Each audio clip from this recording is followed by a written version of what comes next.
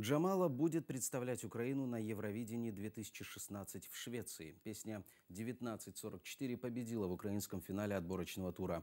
Ее певица посвятила своей прабабушке, которая была депортирована из Крыма в 1944 году.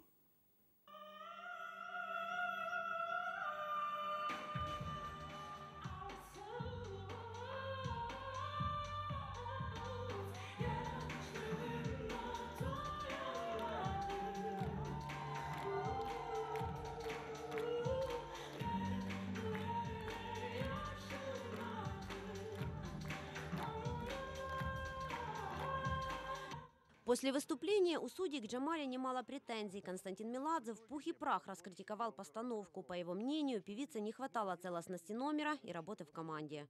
Сегодня мы увидели ваш номер, где песня – это одна история, постановка – это другая история, ваш внешний вид и платье – это какая-то третья история. Причем эти три истории друг с другом не соприкасаются и не сочетаются. Они как бы сделаны автономно друг от друга, потому что постановкой занимался один человек.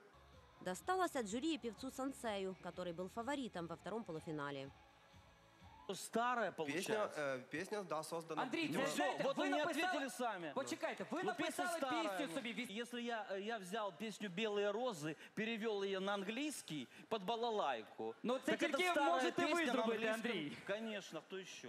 Не давайте или по справедливому, или будете сейчас рассказывать эти сказки.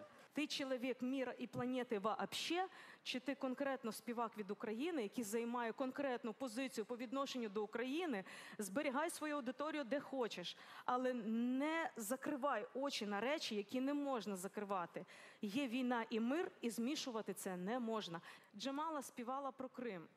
І ти вважаєш, що це нормально виступати в Криму? Высокую оценку от судейского жюри, 6 баллов, получает группа The Hard Kiss.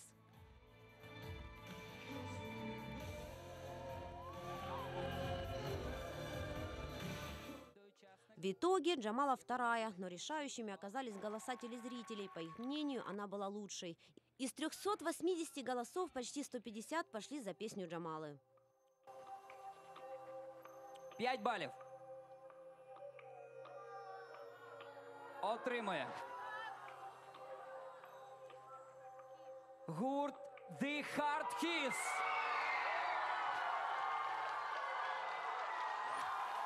І 6 балів отримає Джамала.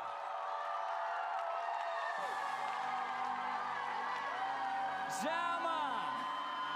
Україна обрала тебе! И мне приятно сейчас осознавать, я, наверное, сейчас даже это не осознаю, это завтра пойму, что это оказалась моя песня. Вот просто моя песня, моя история, моя прабабушка, моя вот какая-то вот такая, знаете, ну вот даже, может, до странности простая драма, где я рассказываю о том, что пришли чужие люди, обидели. Поздравляю Джамалу с победой. Это было абсолютно все справедливо. Я был участником этих споров. Все-таки выбирает зритель, и они главные. Активнее всех Джамалу поддерживала певица Руслана. Говорит, готова и в дальнейшем помогать в подготовке к конкурсу. Насправді зараз вже така мить, яка не дуже налаштована на ейфорію, тому що Джамалі зараз з цього моменту треба працювати, вибачте за слово, пахати в 100 разів більше. От, на неї зараз тільки що впала вже реальна така місія. І мені здається, я не перебільшую, тому що артист, який їде на Євробачення, він дійсно їде з місією.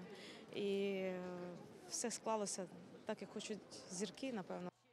Евровидение 2016 пройдет в Швеции в мае. Участие в отборе в Стокгольме примут 37 стран. Наталья Калинка, Эльдар Исматов, Заман, АТР.